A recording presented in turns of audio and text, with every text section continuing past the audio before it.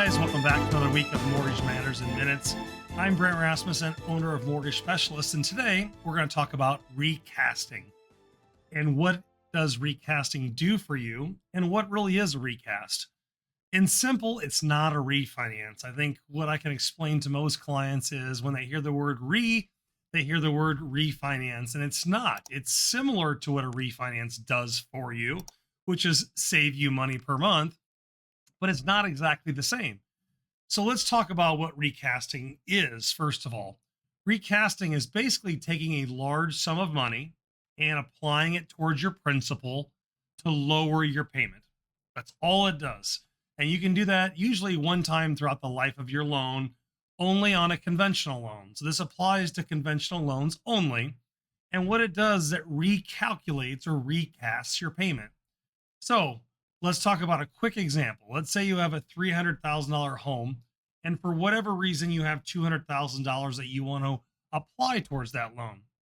They would then allow your loan from 300 to 100, keep your interest rate the same, and adjust your payment. Now your balance is 100,000, same interest rate. They calculate out what the new payment is.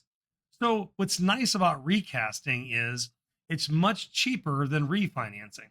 Where if you're looking at refinancing, you have to pay full closing costs, restructure all the paperwork, make sure your credit and income and assets all qualify. Where recasts are not looking at any of that paperwork. They're just really applying a dollar amount towards your balance to lower your payment amount. Why is understanding what recasting does so important? Because in this type of market we've been in the last 10 years, people are buying a home before selling their old home, but they want to use that equity from their old home into the new home. But if their house hasn't sold yet, how do they transfer that asset over into the new loan?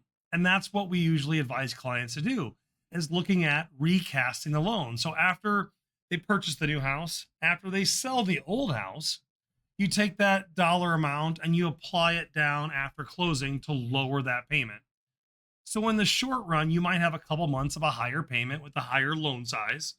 But as time goes on, you will be back to that normal lower balance and lower payment that you are expecting by rolling your equity over into the new house.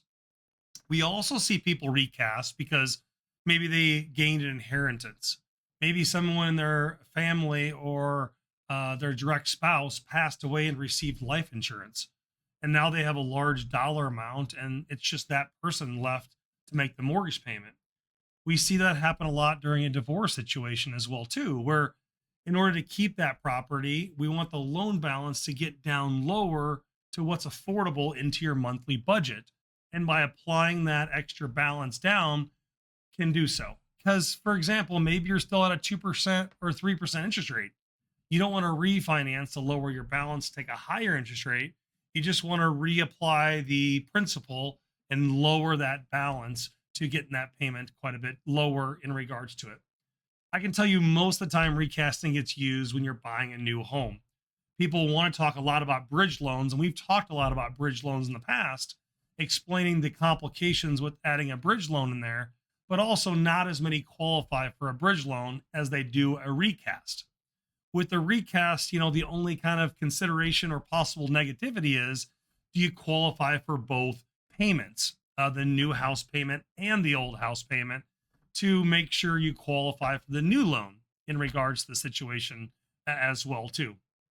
So as a reminder, this is only on conventional loans, and most lenders will only allow you to recast one time throughout your time of owning that home. So if you do it at the beginning, you don't want to maybe put down $10, $15, $20,000.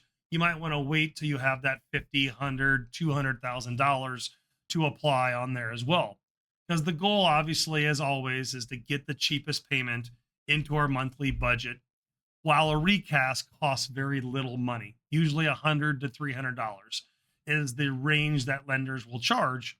On a refinance, you're probably looking at $2,500 to $3,500 worth of closing costs. So a recast, again, is a very important terminology that gets used on a regular basis.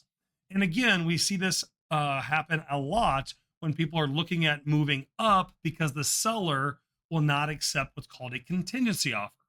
So there's a lot of big words we're using throughout this process that you might not be familiar with and not purchasing a house every day of the week. But we here at Mortgage Specialists deal with this situation each and every day to help our clients get at the end of the day their new home and or their payment in the budget that they want it to match. And recasting is a great way to make it happen. So if you have a question about recasting, you're looking at buying a new house, you've already bought your next house, and what do you do with the equity from the sale of your house? We can help guide you through those steps to make sure you apply it correctly to make sure your budget is what you would like it to be moving forward. I'm Brent Rasmussen, always here to help educate, guide you, answer any questions. Just a phone call away at 402-991-5153. You can check us out on our website at mtg-specialist.com and have a great rest of your week. We'll see you here next time, and hit that subscribe button if you'd like more information in regards from us. Thank you. Mortgage Specialists. Driven, trusted, reliable.